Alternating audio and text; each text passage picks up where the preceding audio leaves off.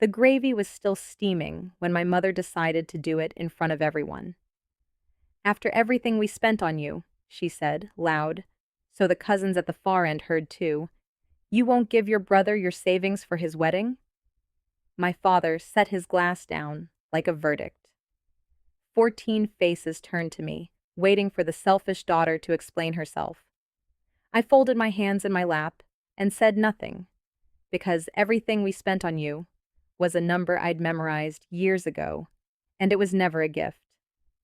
Across the table, my grandfather lowered his newspaper, one corner at a time. "Spent on her," he repeated, quiet. "Show them the check, or I will." Nobody at that table knew there had been more than one check. I did, so did he.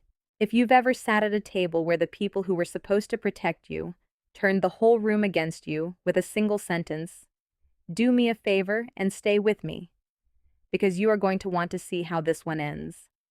Hit that follow button if this channel finds you tonight, and tell me in the comments where you're listening from.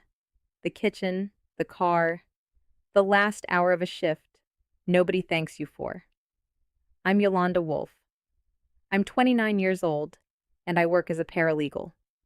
Wills, trusts, estates, which means I spend my days reading the exact kind of document that most families only meet on the worst day of their lives, and I have watched, more times than I can count, how a signature in the wrong place can quietly rewrite a person's entire future while they smile through dinner and suspect nothing.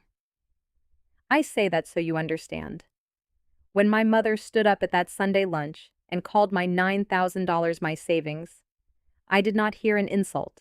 I heard a lie I already had the paperwork to disprove. But I'm getting ahead of myself. To make you feel what that table felt like, I have to take you back. Not to that afternoon, but to where it truly began, weeks before it.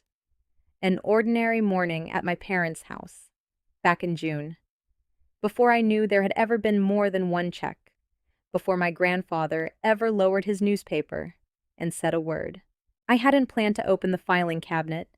That's the part I keep coming back to.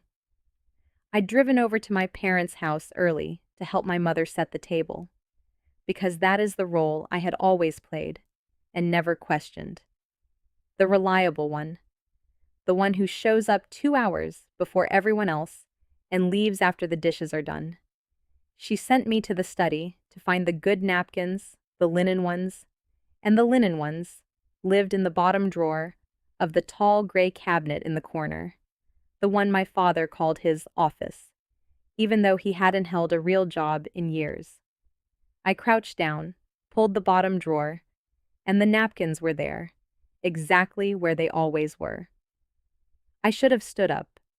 Instead, my eye caught the drawer above it, which hadn't shut all the way, a single manila folder jamming the track.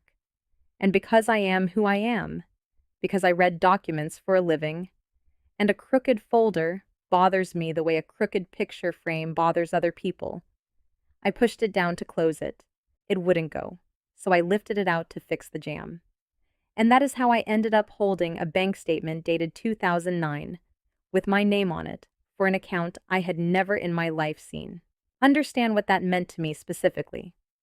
A normal person sees an old bank statement with their name on it and thinks, must be some childhood account, and puts it back. But I had spent 7 years learning to read exactly these things.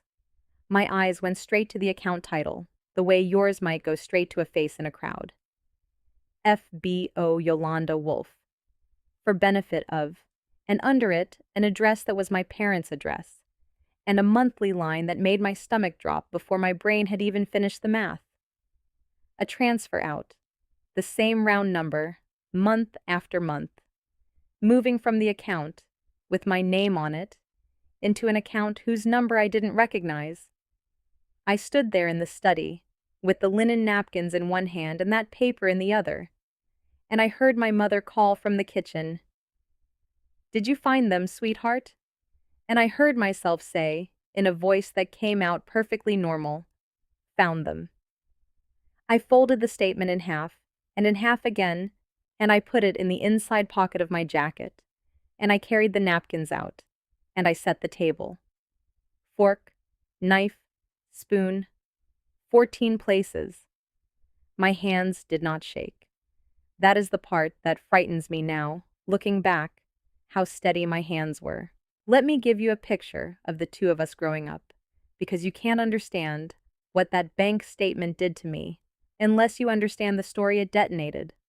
When my brother wanted a car at 17, there was a car in the driveway by his birthday, used but running, and my father spent a Saturday under the hood of it, teaching him things about spark plugs.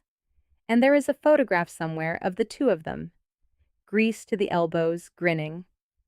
When I wanted to go to the estate planning certificate program at the community college at 19, $400, one semester, the thing that would eventually become my whole livelihood, my mother sighed, the particular sigh she keeps for me, the one that arrives before the word no, and she said, "Yolanda, we've already spent so much on you. Do you have any idea what your schooling cost us?" And I paid for the program myself, waitressing, and I never told them the tuition was $400 because I had already learned that the size of the thing I asked for did not matter. The asking was the offense. My brother received, I requested. That was the whole physics of our family, and I had lived inside it so long I mistook it for weather. Just how things are. Just how the sky sits over some houses. And there was the phrase. The phrase lived over every holiday like a motto carved above a door. After everything we spent on you. It got attached to my braces, which I'd needed because my teeth genuinely came in wrong, and to the special school, which is what my mother called the 2 years I spent at a small school for kids who read slowly until it turned out I didn't read slowly at all. I just needed glasses, and to my college applications, and eventually, worn down to its purest form, to nothing in particular, just deployed, at the first sign that I might want something, a preemptive strike. Everything we spent on you. It was said with a laugh, always, so that objecting to it would make me the humorless one, the ingrate, the girl who couldn't take a joke about how expensive she'd been. 14 years of that laugh. And here is the thing I understood. Standing in the study, with a folded statement in my jacket. They had not been laughing about money they'd spent on me. They had been laughing about money they'd taken from me. The joke was the cover story. The joke was the getaway car. And they had made me sit in the passenger seat of it for 2 decades, laughing along, apologizing for my own weight.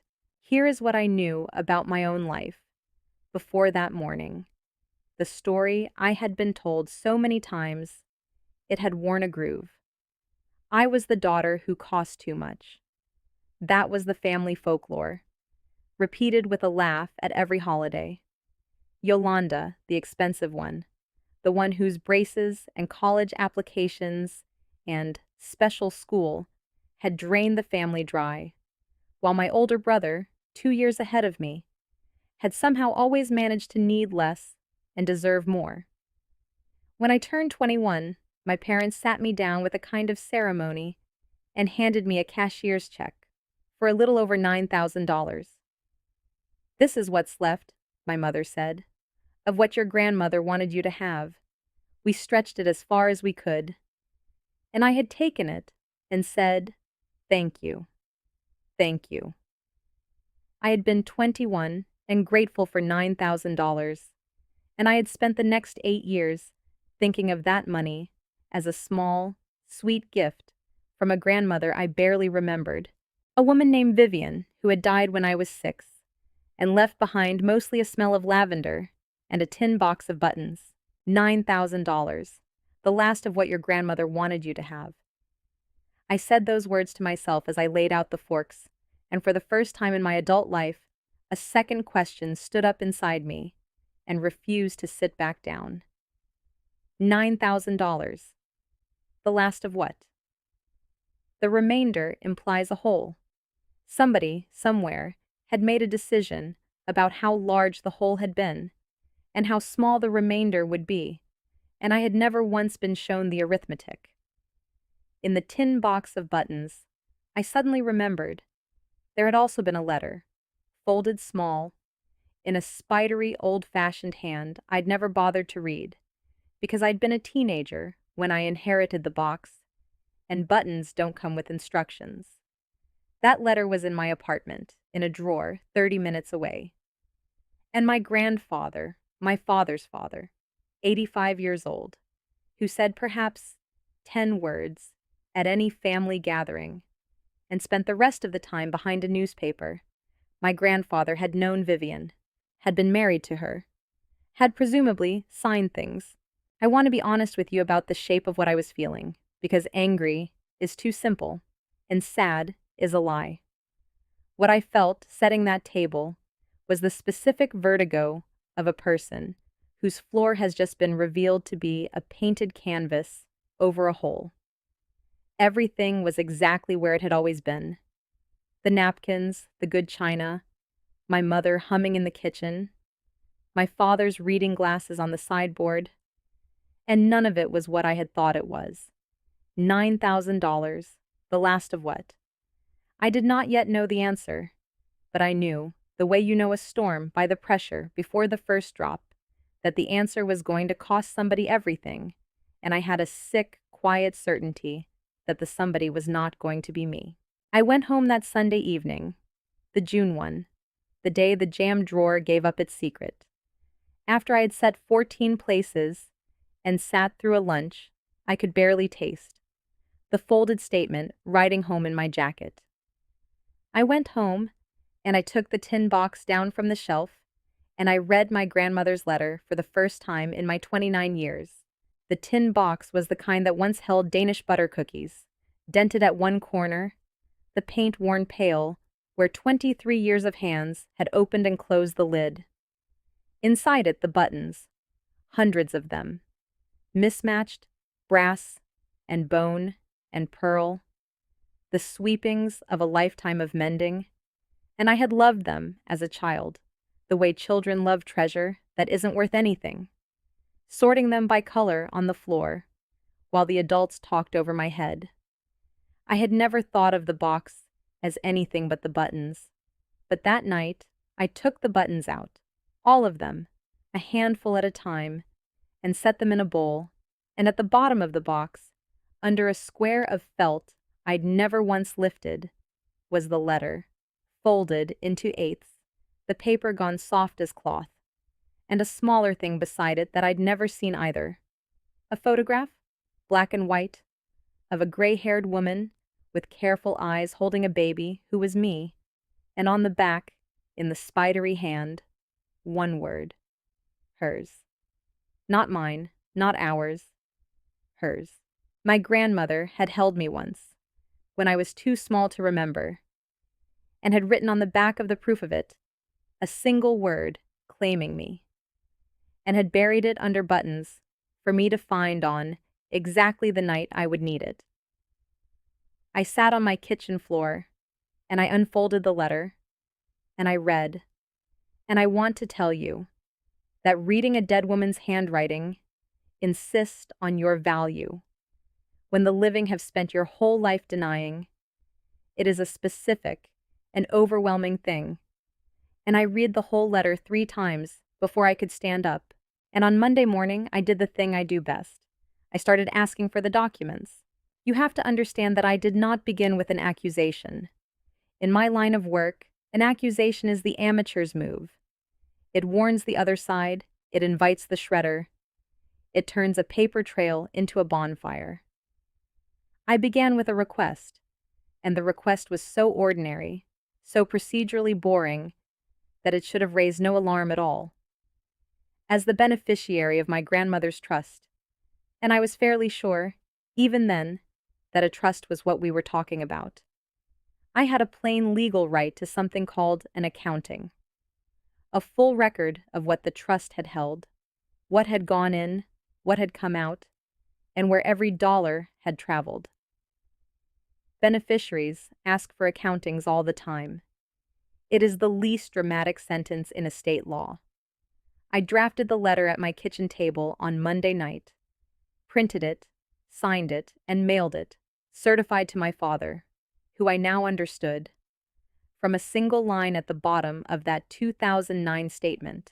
Successor co-trustee had been in control of the whole apparatus since before I could read.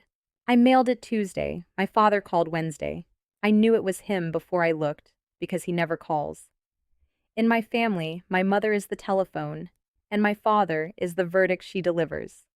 When his name came up on my screen at 8 in the evening, I let it ring twice while I sat down, because I have watched enough clients take phone calls, standing up and lose their footing, to know that you take the important ones sitting.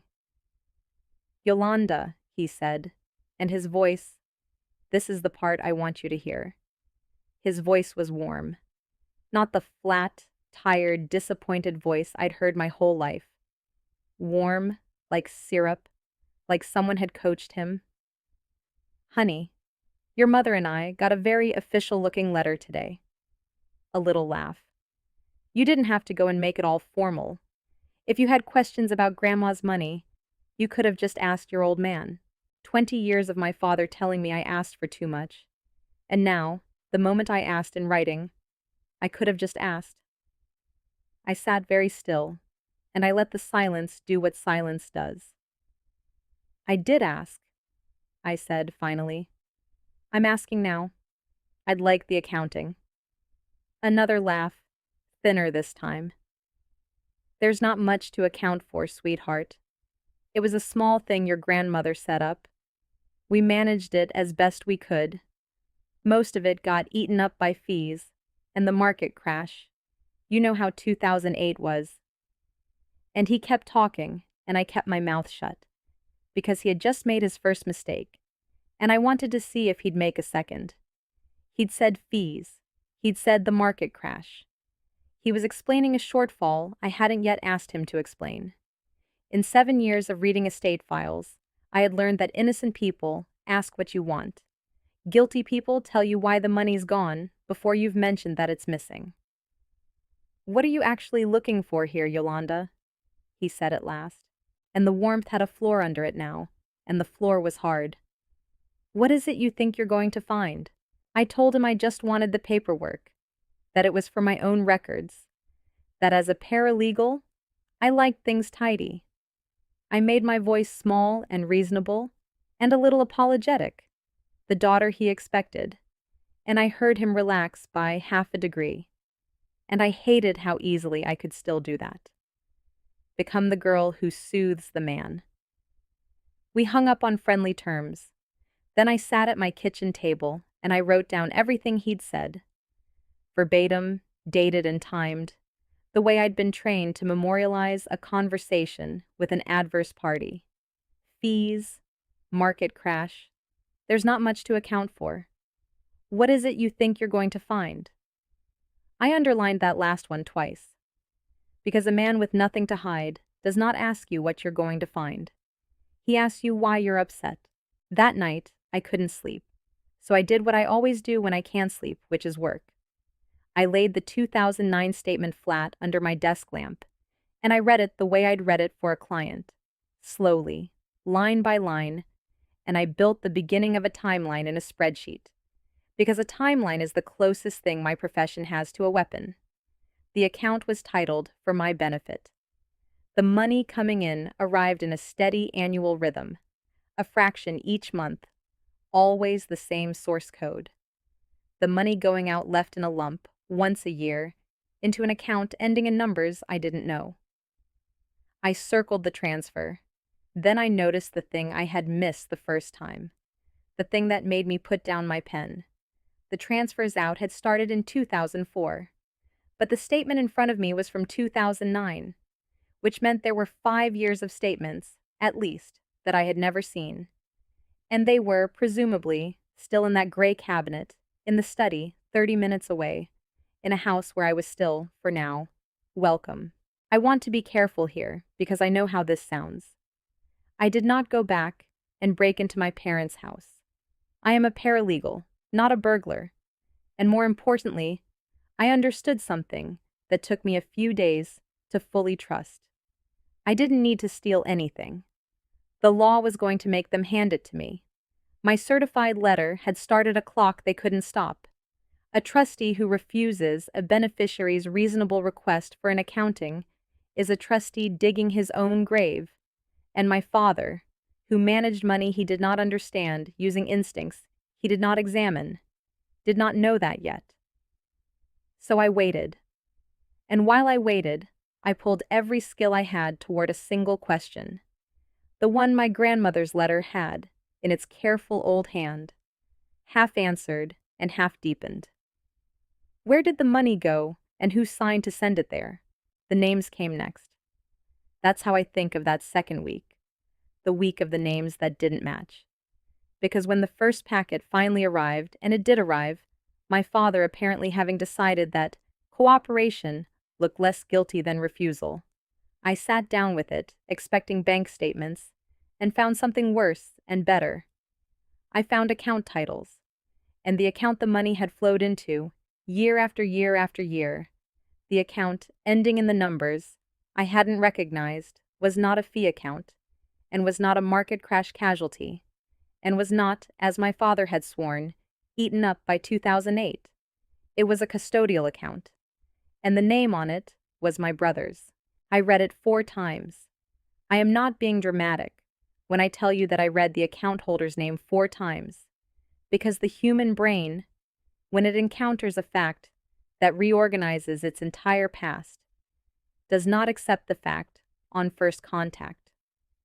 My brother's name, full legal name, the one only the DMV and the doctor's office ever use.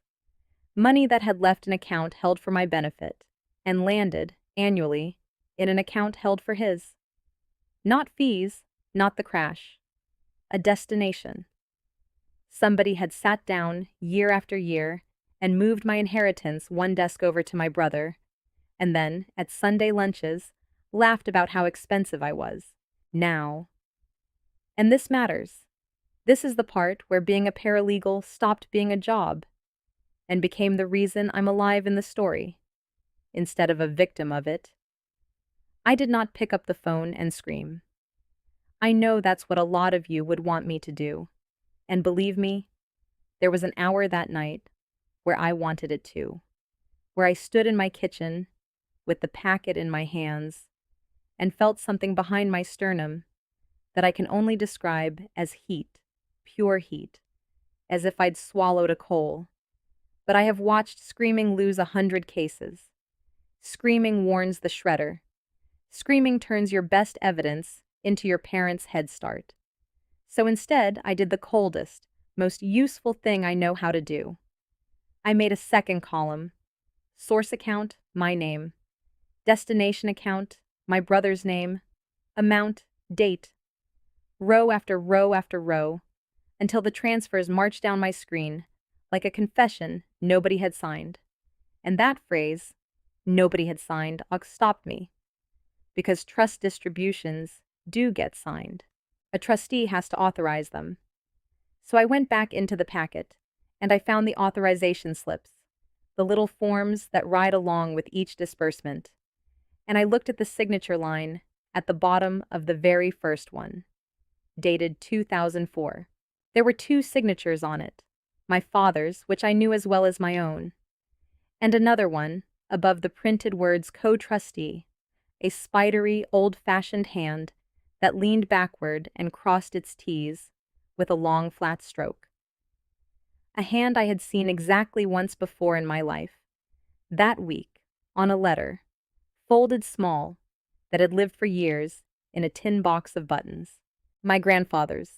I sat back in my chair, and the coal behind my sternum went cold, and a much worse feeling took its place. The feeling you get when a story you thought had one villain quietly grows a second one. Because I had built, over that week, a clean and satisfying picture. My parents, thieves. My grandmother, the good ghost who'd tried to protect me. My grandfather, the silent old man behind the newspaper, a bystander. And now here was his signature, unmistakable, sitting right next to my father's on the very first check that had rerouted my future. The first check. The one my grandmother's letter had told me to ask him about. I looked at that signature for a long time. Then I did the thing that separates my profession from panic. I did not conclude. I noted one authorization slip, 2004, two co-trustee signatures, both apparently genuine. Question underlined. Why would he sign this, and did he sign the others? I pulled the next slip, 2005. My father's signature, and above the co-trustee line, my grandfather's hand again. Except the backward lean was there, but the flat cross stroke on the T was gone. And the pressure was even where his had trembled, and the whole thing sat a hair too high above the line. The way a signature sits when someone is copying it rather than writing it. I am not a forensic document examiner. I want to say that clearly, because later people would try to make me claim I was, and I never claimed it. But I have handled thousands of signatures, and there is a thing that happens in your gut before your brain can articulate it. A wrongness.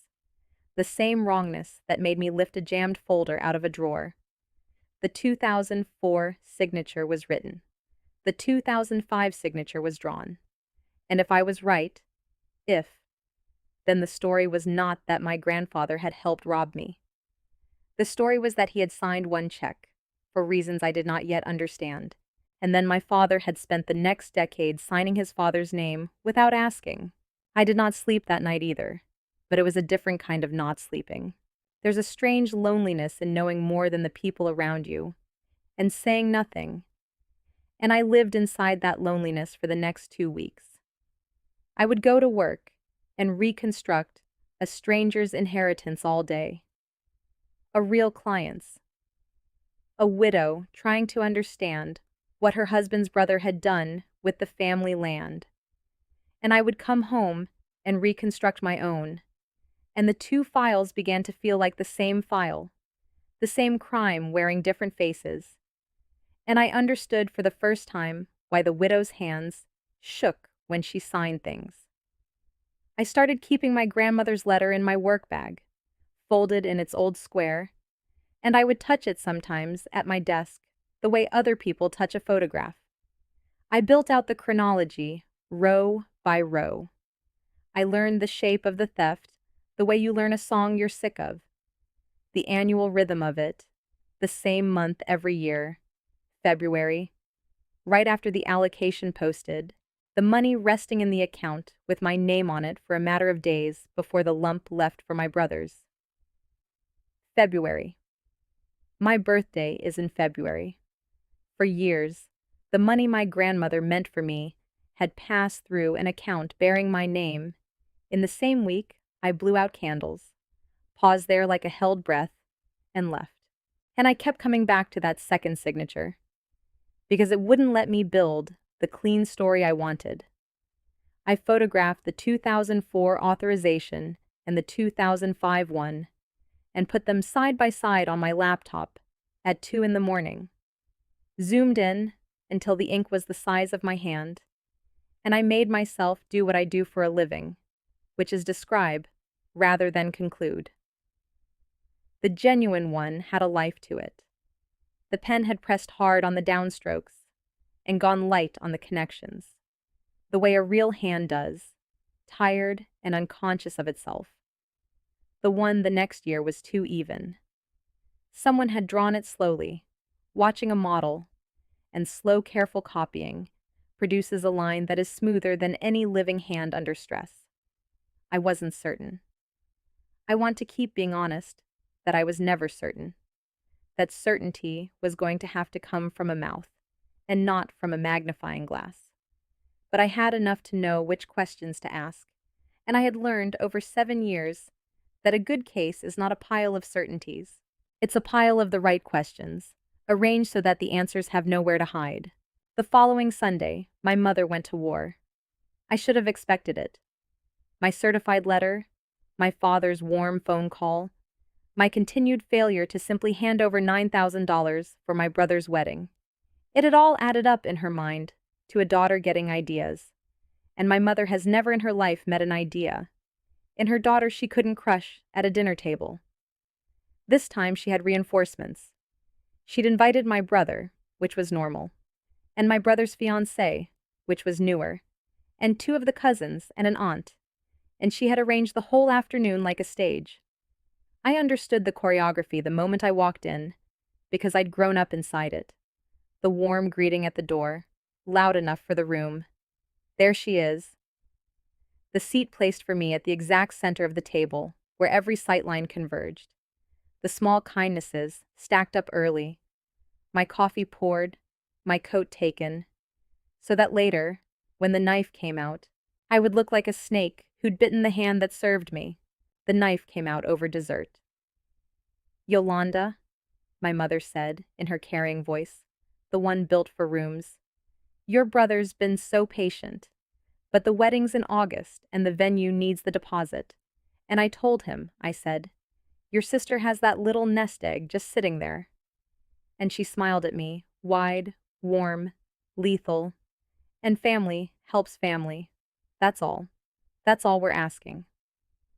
And I watched my brother's fiancé, who I did not know well, look at me with the frank, curious contempt of someone who has been fully briefed on the selfish sister and is now getting to see her in the wild. And I felt the old machinery start up inside me, the machinery that wanted to explain, to defend, to produce the receipts and make them understand. And I shut it off. Because I had learned, that week, the single most valuable thing my profession ever taught me. You do not reveal your evidence to the opposing party at their dinner party. You reveal it once, in the right room, at the right time, and never a minute before. The pressure came in waves after that, and I want you to feel the shape of it. Because if you grew up in a house like mine, you already know that the genius of it is never one big blow. It's the accumulation, the way each relative is handed a small role.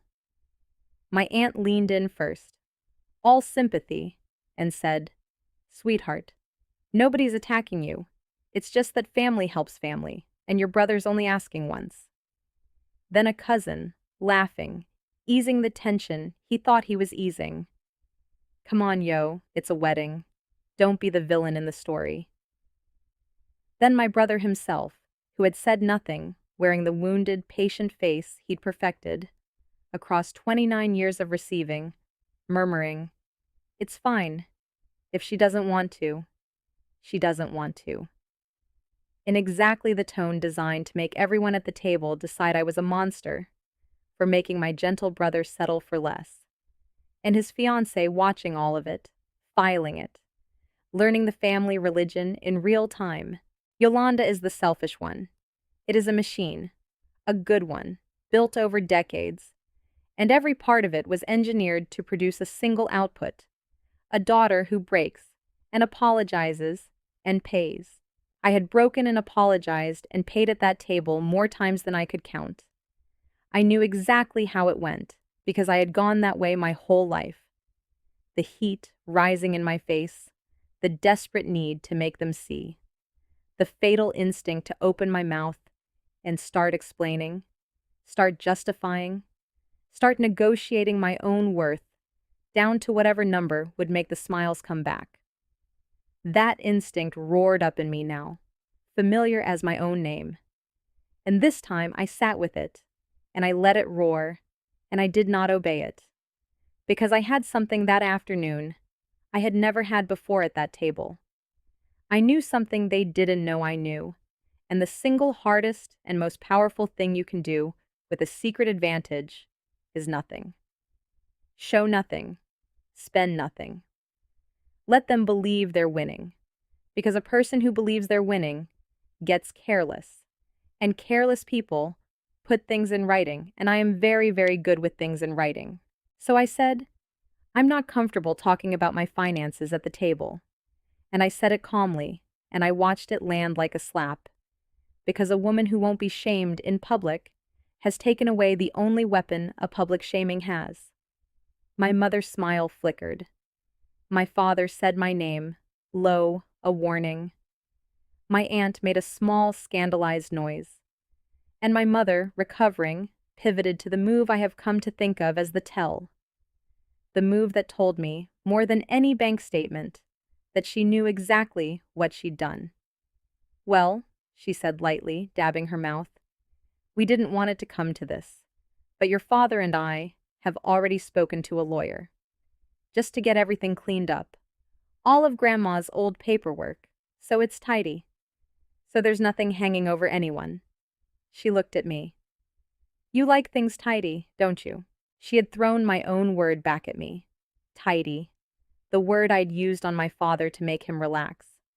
Which meant they'd compared notes, and which meant they weren't just annoyed anymore. They were moving. They had a lawyer. They were going to clean up the paperwork. And I understood, with the cold clarity that had become my constant companion that month, that cleaning up the paperwork meant one specific thing. They were going to try to make me sign away my right to ever ask again, and they were going to frame it as peace. I drove home that night with my hands at 10 and 2 and my grandmother's letter in my mind. I hadn't told you what it said yet. I've been holding it, the way I held it that whole month, because it was the thing I trusted when I could trust nothing else. My grandmother Vivian had written it, the letter told me, not long before she died when I was 5 going on 6, and she had written it to the adult she would never meet. To me, now. Most of it was the kind of thing you'd expect. Love and blessing, and a description of my hands, which she said were her mother's hands. Good, with small, careful work. But the middle of the letter was not sentimental at all. The middle of the letter was a woman who saw her own family clearly and did not flinch. "I have watched how they treat you, and how they treat your brother," she wrote, "and I will not pretend I don't see it. That is why I have made the arrangement the way I have. It is not equal, and I did it on purpose. He will always be given to. You will always be asked from. So I have made you the one who cannot be asked from. Or I have tried. If it has held, you will never read the rest of this and wonder. If it has not held," and here her old hand pressed harder. I could feel the pressure through the paper. "Then ask your grandfather about the first check. He knows what he did. Make him tell you himself. Ask your grandfather about the first check. He knows what he did." I had read that line a dozen times that month, and every time it split into two meanings, and I couldn't hold both. "He knows what he did" could mean he betrayed you. Could mean my grandfather was the first thief, the one who cracked the seal. Or it could mean he failed you, a softer, sadder thing. And the phrase, "make him tell you himself," was the part I kept circling, because my grandmother, dead 23 years, had reached forward across all that time not to hand me the answer, but to insist I get it from his own mouth. She could have written the answer in the letter. She chose not to. She wanted him to say it. And a woman who arranges, from beyond the grave, for a confession, rather than an accusation, is a woman who believes the confessing will matter as much as the confessed. I didn't understand that yet. I would. 10 days after that Sunday, my parents made their move, and it was exactly the move I'd been trained to see coming, which did not make it hurt less. My mother called, the telephone, delivering, and asked me to come to the house. Just family, just us. No drama. Let's put all this behind us. I went because I wanted to see the document. I want to be honest that I also went because some part of me, some 5-year-old part, with my grandmother's hands, still wanted them to have a good reason. They did not have a good reason. They had a piece of paper. They'd had it drawn up on real letterhead. That was the detail that told me they genuinely paid a lawyer. And it was also the detail that told me the lawyer either didn't know the whole story or didn't care. My father slid it across the kitchen table to me with the air of a man doing me a favor. "Deed of amicable dissolution," it said across the top, and underneath, in the dense, reasonable language of my own profession, it proposed that all parties agreed the trust established by Vivian Wolfe had been fully and fairly administered, that all distributions had been proper, that the beneficiary, me named, right there, released and forever discharged the trustees from any and all claims, and consented to the dissolution and final distribution of the trust. My mother had made coffee. There was a pen beside the paper, a nice one, uncapped. "It just closes the book," she said gently, "so we can all move forward, as a family." I read it slowly, the way I read everything, and I let them watch me read it. And inside my chest, the coal was back, but I kept my face the face of a woman considering. Because here is what I saw, and it changed the entire war in a single line: to dissolve an irrevocable trust. And I was now certain it was irrevocable. My grandmother had built it that way on purpose, the unaskable from Fortress. You need the consent of the beneficiary, which they were extracting from me at that table with coffee and a nice pen. But you also, in a trust with more than one trustee, need the trustees. All of them. The living ones. And this document had a signature line for my father as successor co-trustee, and it had a signature line for me as beneficiary, and it did not have a signature line for the other co-trustee. The original one, the one named in the trust instrument itself, the one whose spidery, backward-leaning hand I had seen on a 2004 check and a tin box letter. My grandfather, who was 85 years old and very much alive, and sitting at that moment 40 minutes away behind a newspaper. They had forgotten him. Or, no, they hadn't forgotten him. You don't forget a co-trustee. They had assumed him. They had spent a decade signing his name without asking, and somewhere in that decade, they had stopped thinking of him as a person whose signature they needed and started thinking of him as a pen they owned. And so when their lawyer, working from whatever partial story they'd told him, drew up a deed to dissolve the trust, my father had provided the roster of who needed to sign, and my father had left his own father off it, because in my father's mind, his father had not signed anything in 20 years. My father had, wearing his father's name. I want to tell you what that moment felt like, because it is the hinge of the whole story. It did not feel like triumph. It felt like standing in a house you grew up in and realizing the walls are load-bearing lies, and that you are the only one who can see the crack, and that if you point at it, the house comes down, and you are inside it. Because this document was void. Not weak, not contestable. Void. A dissolution of a multi-trustee, irrevocable trust that lacks the signature of a living, serving co-trustee is not a valid dissolution. It is a wish on letterhead. They were asking me to sign away everything, and the thing they were asking me to sign could not do what they thought it did, because they had built it on the same fiction they'd built everything else on, that my grandfather's signature was theirs to use. The war was no longer about whether they had robbed me. I knew they had. The war was now about a single living man, 85 years old, behind a newspaper, who held the one signature that could either bury this or resurrect it, and who, according to my dead grandmother, was hiding something of his own. I did not sign. I did the thing that buys time, the thing my whole profession is secretly built on. I said, "This is a big document. I'd like to read it properly before I sign anything this important." I watched my mother's jaw tighten and my father's eyes go flat, and I saw them recalculate, and I capped the nice pen and set it down, and I said I'd take a copy home. They didn't want to give me a copy. That, too, told me everything. But refusing would have looked like exactly what it was. So my father, jaw working, made a copy on the little printer in his study. The study, the gray cabinet, the drawer that had jammed a month and a lifetime ago. And I folded it into my jacket, next to where a bank statement had ridden home once before, and I drove away.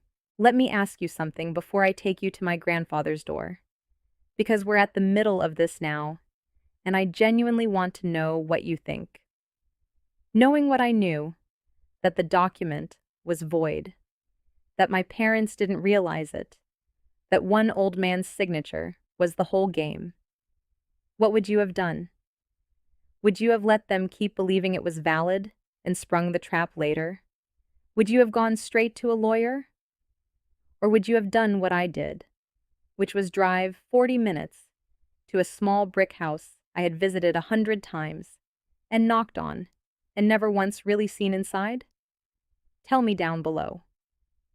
I'll wait. Because the choice I made next is the one I'm still not sure about, even now, even after everything worked out. And I think you might be able to tell me whether I got it right. My grandfather answered the door himself, which surprised me, because in my whole life he had always been a man other people fetched. He looked at me on his porch on a Tuesday evening with no warning, and something moved across his face that I had never seen there, at any Sunday lunch, behind any newspaper. He looked for one unguarded second, relieved, as if he'd been waiting. He made tea. His hands shook pouring it, the old tremor, the same tremor that, in 1955, or whenever, had bent that backward-leaning hand into its shape. We sat in a front room that smelled, faintly, impossibly, of lavender, and I understood that he still kept something of hers, 23 years on, and I put my grandmother's letter on the table between us, and I said the only thing I had driven there to say. She told me to ask you about the first check. She said you know what you did. She said to make you tell me yourself. He did not pretend not to understand. That is the thing I will always give him. An 85-year-old man, handed the chance to say what letter, what check. I'm an old man. I don't remember. And he didn't take it. He set down his tea, and he looked at his own shaking hands, and he told me. It was 2004. My father had gone bankrupt. Really bankrupt. The kind with men coming to the house. The kind I'd been too young to know about. And my grandmother had been dead a year, and my grandfather was the surviving co-trustee of the trust she'd built for me. The unaskable from Fortress. And my father had come to him, his son, and cried. My grandfather had watched his son cry at a kitchen table, and had done what he would spend the next 22 years, knowing he should not have done. There was a distribution due, the annual allocation into the account held for my benefit, and my father had begged him to co-sign an early release of it. Just that once, just to get through the winter, we'll put it back. She'd understand. She'd want us to keep the family whole. And my grandfather, grieving his wife, and unable to watch his son drown, had signed, genuinely, his own real hand, the flat-cross T, on the first check. He had helped divert the first year of my inheritance to my father, because he loved his son more than he trusted himself to say no. And he had told himself it was one time. It was never one time, he said to me in his front room. And his voice did not shake even though his hands did. I signed the first one. I have to live with the first one, but after that...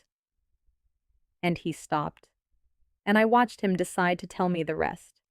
The part my grandmother could not have known when she wrote her letter. The part that was his and not hers. After that I pulled back. I told your father I wouldn't sign again, and he stopped asking me. And I was such a coward, Yolanda.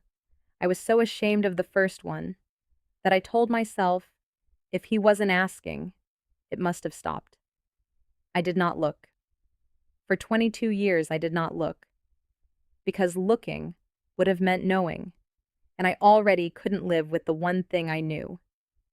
He raised his eyes to me. He didn't stop. He just stopped needing me. He'd already learned how to sign my name.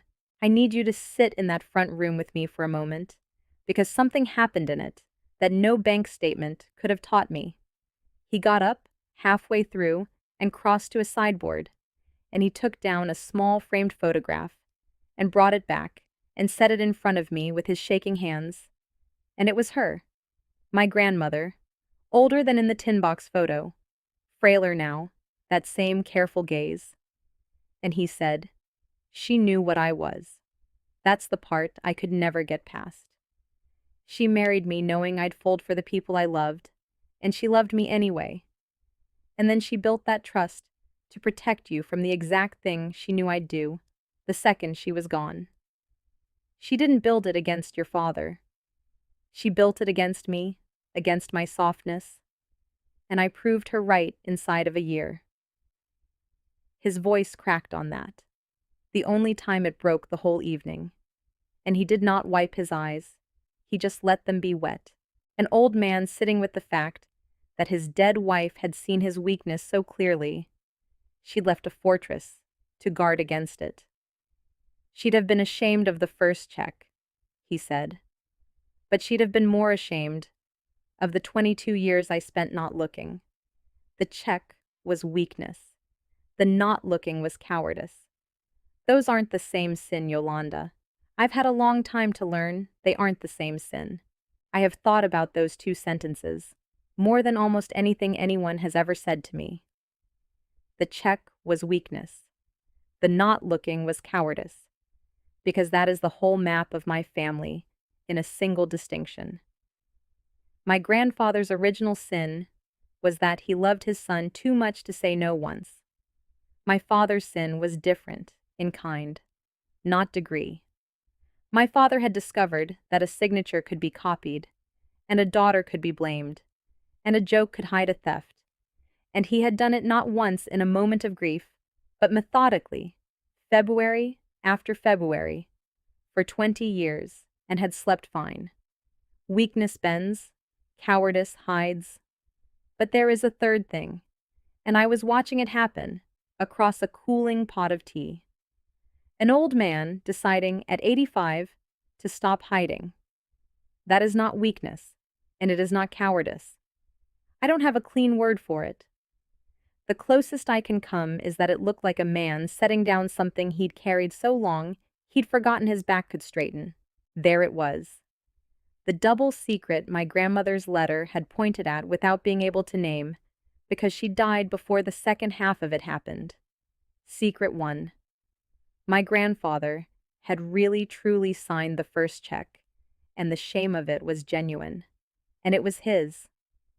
Secret 2, the one that changed him in my eyes from a second villain into something far more human and far more useful, was that after that single real signature, he had refused, and my father had simply started forging him.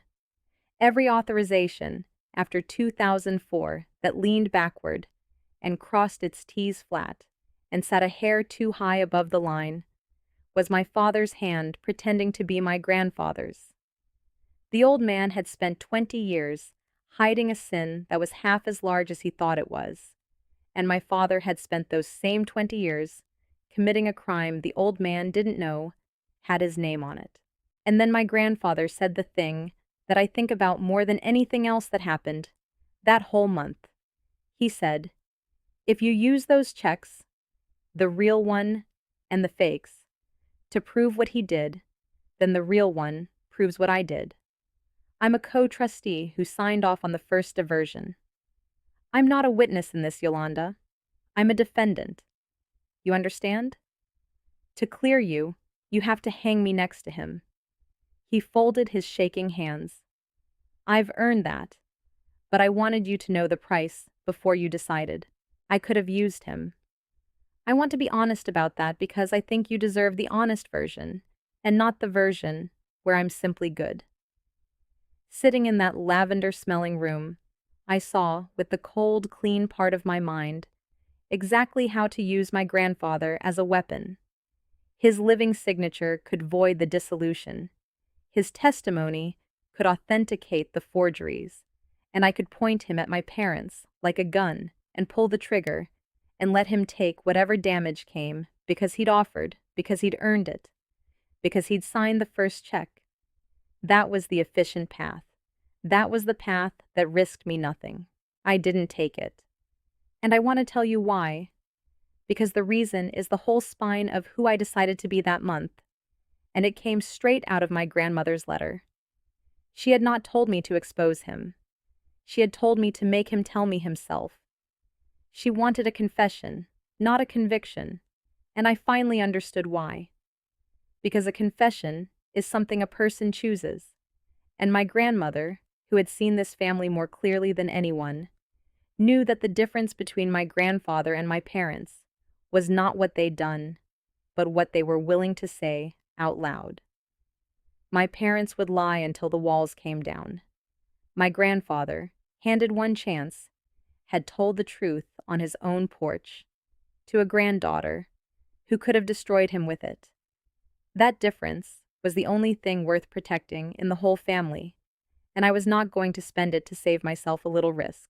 So I told him the truth back. I told him I wasn't going to use him as a weapon, and I wasn't going to hide what he'd done either, that both of those were the coward's roads, and one of us had already spent 20 years on the coward's road and didn't need company. I told him there was a third way, and it was harder, and it was this. He would stand up himself, in the right room, and he would say what he'd told me. He would confess the real check and expose the fakes in his own shaking voice, and he would take whatever came of the true thing he'd done, and in doing it, he would make the false thing my parents had done impossible to hide. Not because I forced him, because he chose it. She wanted you to tell me yourself, I said. I think she'd want you to tell everyone yourself, too. He was quiet for a long time. Then he said, "When?" And I told him I didn't know yet, but that it would be soon because my parents had a lawyer and a deed and a plan. And plans have dates. And as if the universe had been listening, it did. 2 days later, my mother called, the telephone, delivering, to inform me, warmly, that the family would be gathering at my parents' house on the 17th to finalize Grandma's paperwork, and that their lawyer, a Mr. Gerald Hoyt, would be present to make it all official and easy, and that everyone was hoping I'd come ready to put this behind us like an adult. A date, a room, a lawyer, a ticking clock. She thought she was summoning me to my own surrender. She was, without knowing it, setting the table for the one meal in my family's history that I would get to arrange. I spent the days before the 17th doing the only thing that has ever made me feel safe, which is building a file. And I want to walk you through it, not to bore you, but because this is the part where being the expensive daughter, the one shipped off to the special school, the one who grew up to be just a paralegal, stopped being the family joke and became the reason my grandmother's 23-year-old plan finally worked. Because my parents had made one catastrophic error in the arithmetic of me. They had spent my whole life treating my competence as small. Just a paralegal. Just tidy. And they had never once considered that the person best equipped to unwind a decades-long inheritance fraud is a person who unwinds inheritances for a living. I built it like a case, because it was one. First, the spine. A chronology. Every distribution the trust should have made from 2003 forward, reconstructed from the statements they'd handed me, and the ones the bank produced when I, as beneficiary, requested them directly. Next to each, expected distribution, where it actually went, and account by account, year by year, the money marched out of the fortress my grandmother had built, and into an account, in my brother's name and my father's operating account. A clean, damning migration. Second, the signatures.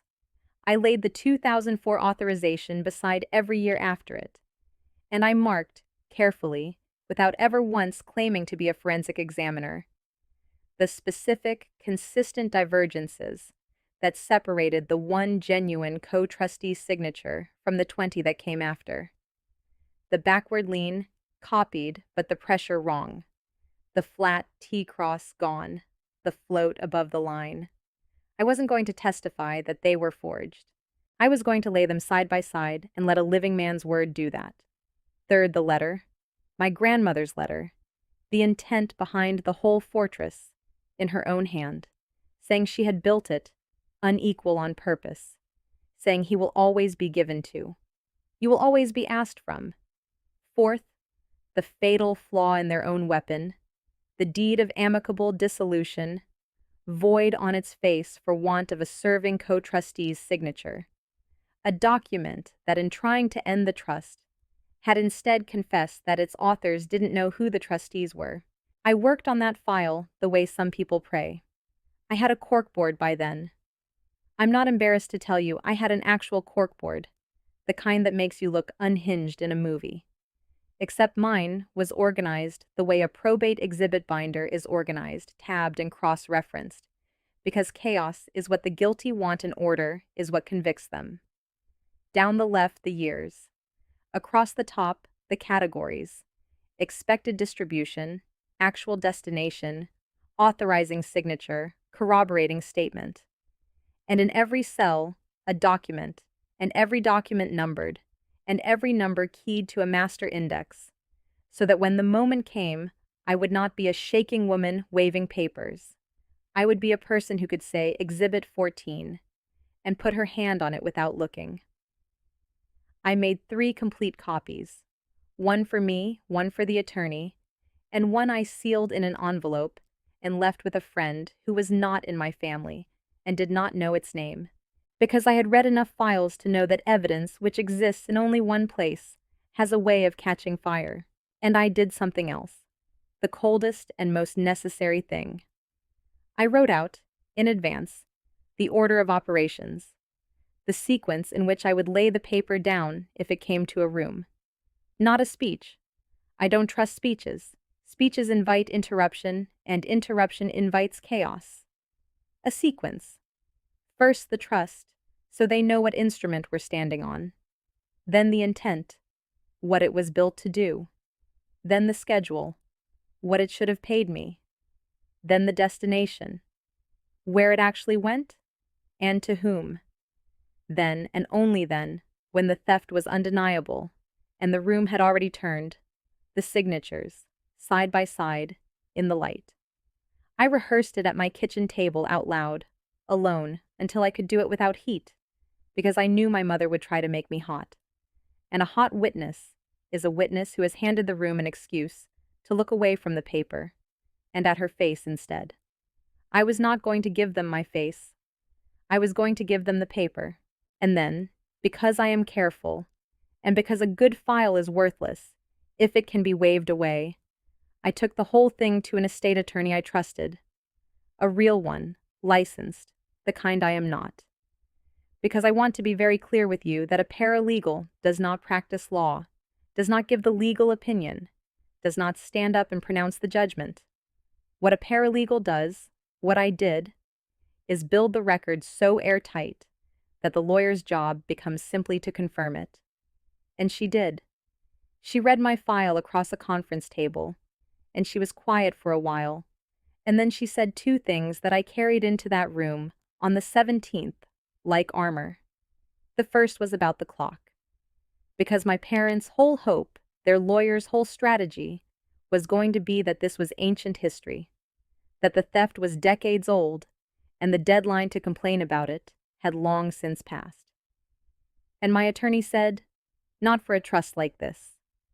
When a trustee hides a breach, when he conceals it, actively, behind forged signatures and false statements, and a family folklore about an expensive daughter, the clock does not start when the money leaves.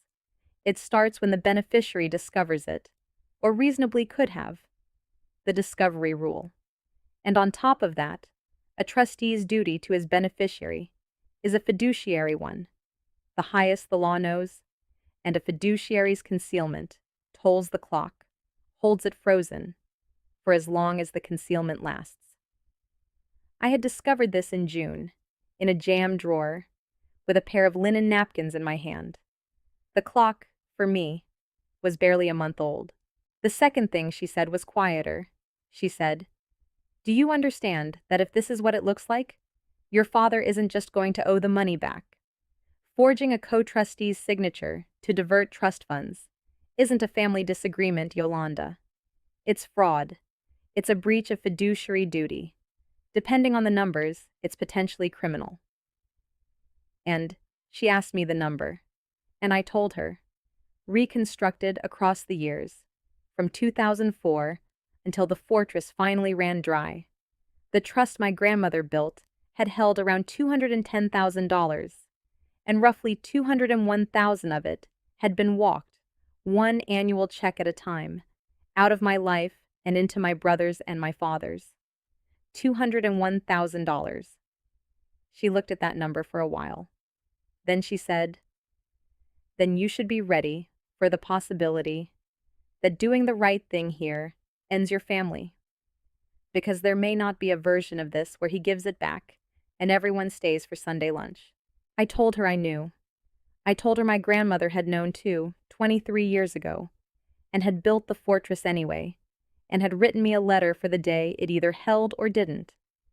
I told her it hadn't held, but it had left me the blueprint to rebuild it. The night before the 17th, my parents made their last play, and it was the ugliest. And I almost want to skip it, but I won't, because if you've lived a version of this, you already know they always make it, and it helps to hear it named. They isolated me. My mother called every relative who'd be in that room, and got there first with the story, that I'd become obsessed, that I was making wild accusations, that grief over grandma had twisted me, that I was trying to shake down my own parents, for money, to spite my brother's wedding. She got to my brother's fiancé, the one who'd looked at me with that brief contempt, and enlisted her fully.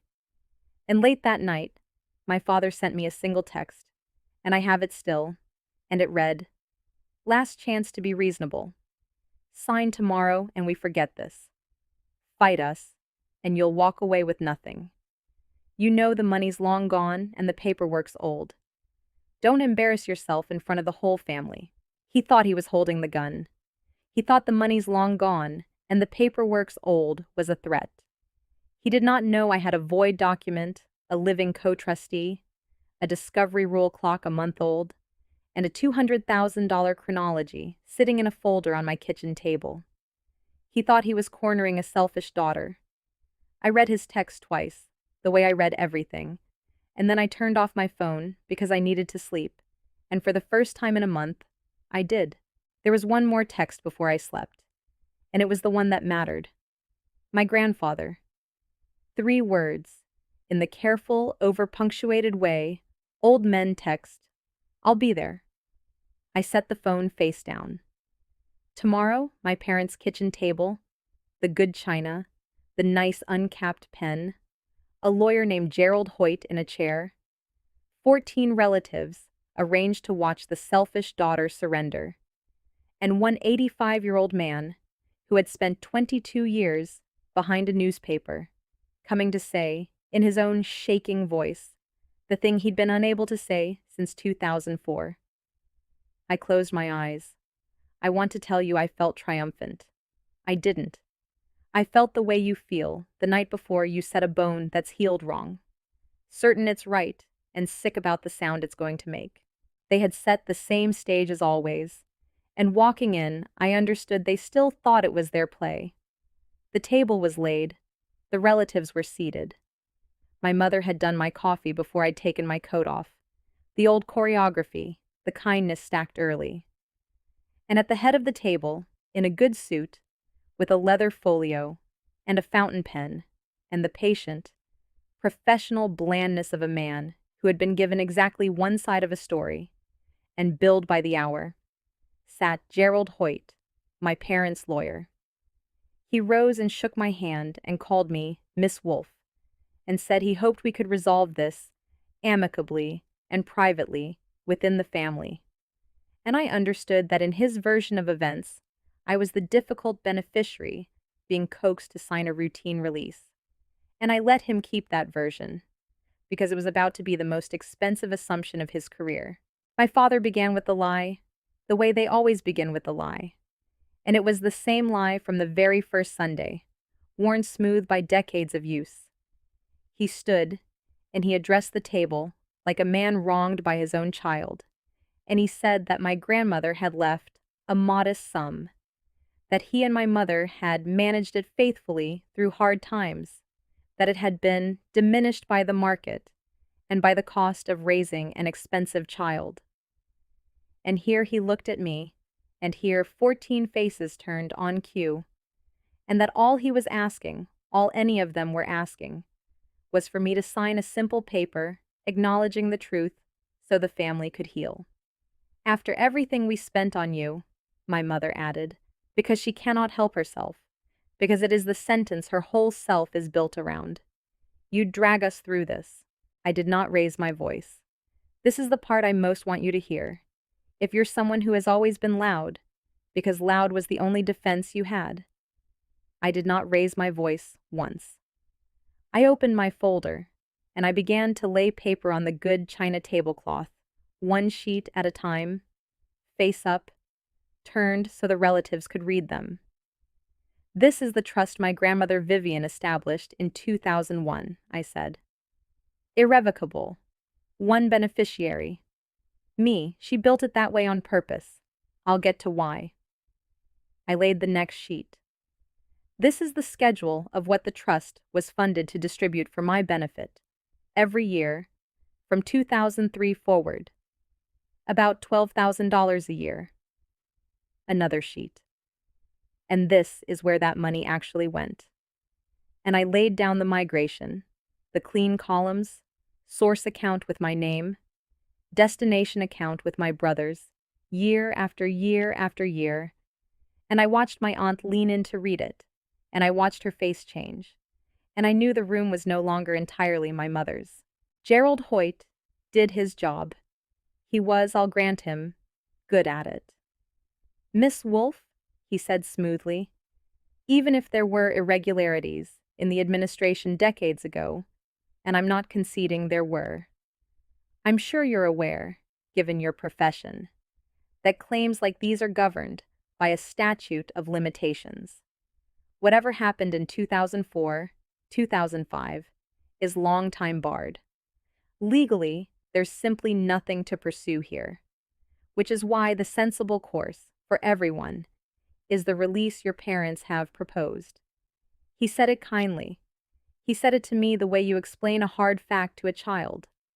And around the table, I saw the relatives relax, because a lawyer had just said the magic words, "It's too late."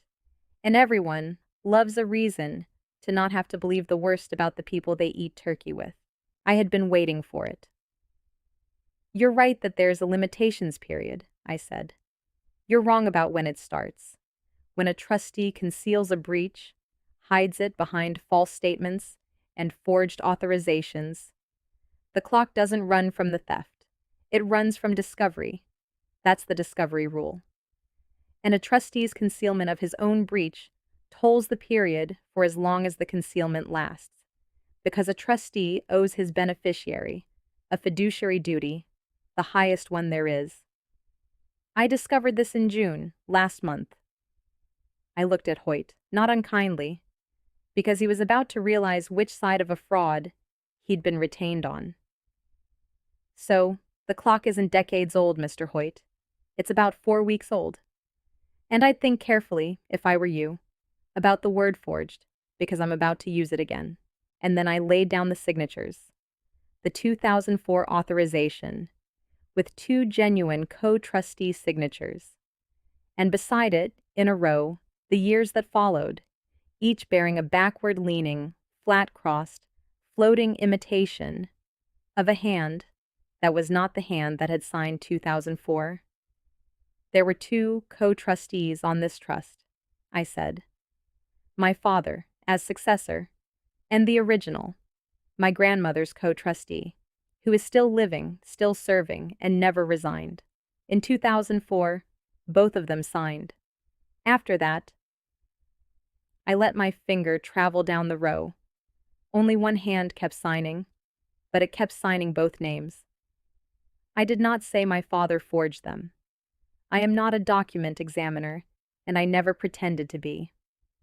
I laid them side by side, in the light, on the tablecloth, and I let the room's own eyes do the first half of the work, and then I let a living man do the second.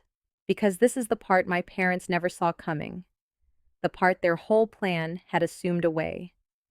They had built everything on the fiction that the other co-trustee's signature was theirs to use, and they had invited to this table every person in the family except the one they'd been forging for 20 years, because they'd stopped thinking of him as a person at all.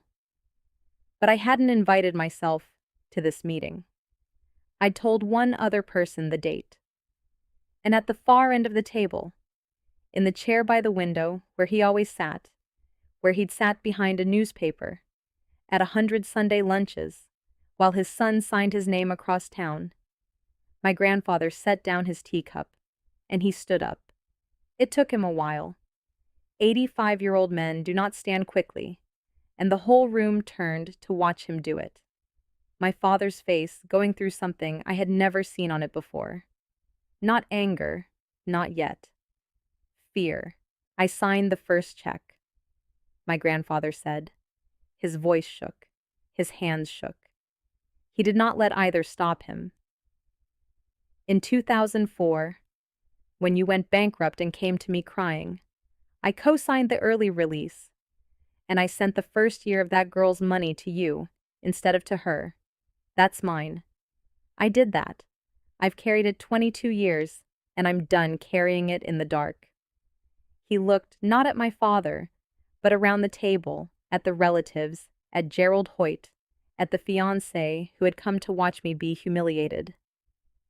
That signature, he pointed, one shaking finger, at the 2004 authorization on the tablecloth, is mine, real, my hand. And everyone after it. The finger moved down the row, is not. I never signed another. I told him no, and he kept going, and he used my name to do it. I am the co-trustee of that trust. I am alive, I am standing here, and I am telling every person in this family that I did not authorize a single distribution after 2004, and I do not consent, now, to dissolving anything. He turned finally to Gerald Hoyt, and he said the sentence that ended it. Your paper needs my signature to close that trust. You're not getting it, and you should ask my son why he thought he already had it. I have been in a lot of rooms when a document died. I have never heard one die that loud, in that much silence. Because Gerald Hoyt, whatever he'd been told, was not a criminal. He was a lawyer, with a fiduciary duty of his own, and a bar card he intended to keep, and I watched him understand in real time that the routine release he'd been retained to shepherd was a dissolution of an irrevocable trust, missing the signature of a serving co-trustee, who was, at that very moment, standing 4 feet away, disavowing it and using the word forged. He closed his folio. He capped his fountain pen. He said, in a completely different voice than the one he'd used on me, I think I need to speak with my clients privately. And I think, he looked at my father, I think you're going to need different counsel than me. And he stood, and he gathered his things, and he left.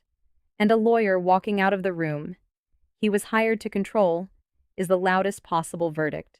And every person at that table heard it. My mother tried.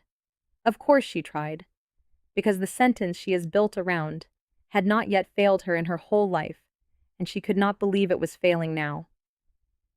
This is insane, she said, and her voice had lost the carrying quality, gone thin, gone high. He's confused. He's an old man. He doesn't know what he's... Yolanda, tell them, this is grief. You've twisted all this. But the room had already turned, and she could feel it turning. And there is nothing in the world as terrifying to a person like my mother, as a table she has arranged deciding, all at once, to look away from her. My aunt looked at the migration columns, and then looked at her lap. The cousins looked at their plates. My brother's fiancé, and I will remember this as long as I live. My brother's fiancé, pushed her chair back from the table. A few inches, just a few, but she pushed it back, away from him. And I saw my brother see her do it. And I saw the wedding I was supposedly ruining begin to come apart on its own, without my ever having said a word about it.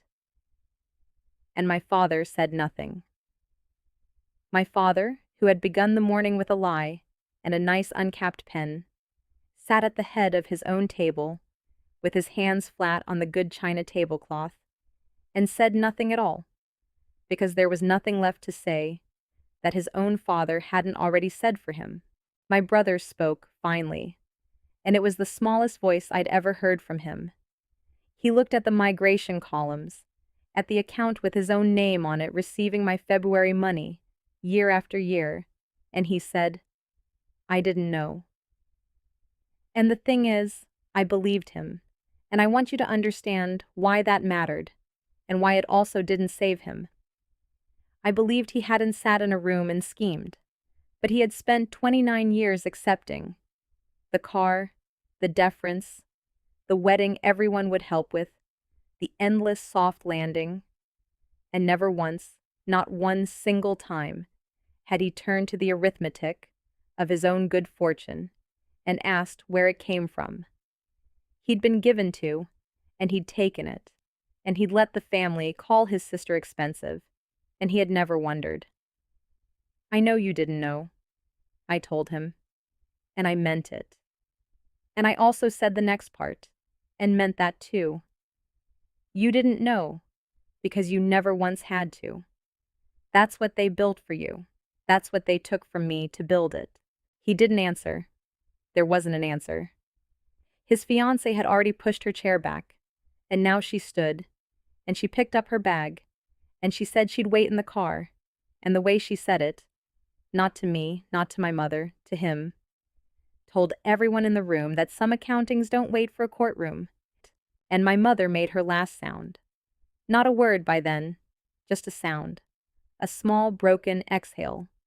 Because the sentence she had lived inside her entire life, after everything we spent on you, had finally been made to mean its true thing out loud, in front of everyone whose good opinion was the only currency she'd ever actually valued, and there is no recovering from watching a room do the math on a phrase you built your whole self around.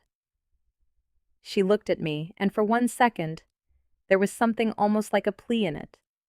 The ghost of the mother she might have been in some other family, and I held her eyes, and I did not soften, and I did not gloat, and that steadiness, the same steady hands that had set 14 places without shaking, was the most honest thing that passed between us in 29 years. I want to slow down here, just for a second, because if you've come this far with me, and thank you genuinely for staying through all of it, then you're the person I most want to say this next part to. What ended, it wasn't me being loud. I never got loud. It wasn't a scream or a slammed door or a perfect cruel line. It was paper, laid down slowly, in the light, on a table, and an old man deciding that the truth about himself was worth more than the safety of the dark. If there's someone in your life who keeps telling you you're too much, too expensive, too difficult, asking for too much, I want you to consider the possibility that they've told you that precisely because a quiet person with the receipts is the only thing they've ever actually been afraid of. Build the file. Keep the letter. Read the account title 4 times, and when you tell it once, in the right room. That's all. That's the whole reflection. Now let me tell you how it ended, because endings matter, and this one isn't the one you'd write for a movie. And I think it's better for that. The trust was not dissolved, because it could not be. It was instead made to do the thing my grandmother built it to do, 25 years too late. With a living co-trustee's sworn account of what he had and hadn't signed, and a beneficiaries file that a licensed attorney could stand behind, the pressure moved entirely off of me and onto the people who had spent my life insisting the pressure belonged to me. There was no criminal trial in the end, though there could have been, and everyone at that table now knew it, which turned out to matter more than a verdict would have. There was, instead, an accounting, a real one, a court-supervised one, and a restoration. The roughly $200,000 that had walked out of my grandmother's fortress over 20 years was reconstructed, dollar by dollar, and my father, facing the alternative, agreed to make it whole from every asset he had, which was most of what he had, because the alternative involved the word he had used in a text to me, thinking it was his weapon and discovering it was mine. Nothing. He learned at 59 what he'd tried to teach me at 21, that you can walk away with nothing. My parents lost their control of the trust permanently. A neutral corporate trustee holds it now, alongside my grandfather, whose one real signature had cost him 22 years of shame and bought him, at the very end, the only clean thing in the whole story. Because I meant what I told him in that lavender-smelling room. I did not hide what he'd done, and I did not use it to destroy him. He stood up and said it himself. All of it. The real check and the forged ones. And the truth he chose to tell cost him his savings too. He insisted on contributing to the restoration, from the little he had, for the first one, the one that was really mine. And it bought him back into a family that a braver man might have kept whole in 2004, and a lesser man would have lied about forever. My grandmother wrote, "Ask your grandfather about the first check. He knows what he did. Make him tell you himself." I have thought a great deal about why she wanted the telling to come from him. I think it's this. She knew that the difference between a person you can forgive and a person you cannot is not the size of what they did. It's whether, given the chance, they'll say it in their own voice, in the light, at the table. My parents never would. My grandfather, given one chance on a Tuesday porch and one more at a Thursday lunch, did. So he is at my table now. They are not, unless something changes that I do not yet believe will change. And I've made my peace with the conditions I've set, which are simple, and which are not cruel, and which are not up for negotiation over gravy. I will have a relationship with people who can say what they did, in the light, in their own voice. That door is open. It has always been open. It opens from their side, and it opens with the truth, and I have stopped finally, holding it open with my own two hands until my arms gave out. My brother is paying for his own wedding now, if it still happens, and I hear it may not, and that is genuinely not my doing and not my business. The $9,000 they handed me at 21 and called the last of Grandma's love turned out to be, exactly as I'd suspected, setting a table with linen napkins a lifetime ago, the remainder of a number I had every right to know. And the whole of that number is coming home, into the fortress rebuilt, held the way she wanted it held. And I have done one more thing with it, one thing I did not have to do, and wanted to. I have set a part of it aside, a real part, in her name, Vivian Wolfe, to do small, careful, useful good in the world, the kind of good she did once, quietly, from beyond her own grave, for a granddaughter with her mother's hands. Because a woman who saw her whole family clearly, and loved the unloved one on purpose, and built a fortress, and wrote a letter, and hid a key inside an old man's shame, and trusted a 6-year-old to grow into someone who could turn it. That woman should have her name on something better than a trust document. She should have her name on the exact kind of kindness this family spent 20 years pretending she'd never shown. I set the table that morning without knowing what I'd found. A pair of linen napkins, a jammed drawer, a folded statement in a jacket pocket, and a whole life quietly rearranging itself while my hands stayed steady. I set a different kind of table now. Fewer places at it, and every one of them earned. If you made it all the way here, thank you for sitting at it with me. I hope, wherever you're listening from, The kitchen, the car, the last hour of a shift nobody thanks you for.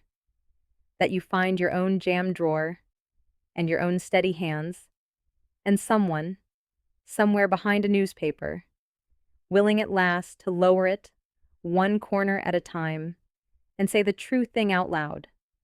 That's the whole story. That's what everything we spent on you was really worth. It turned out to be worth exactly what she always knew it was.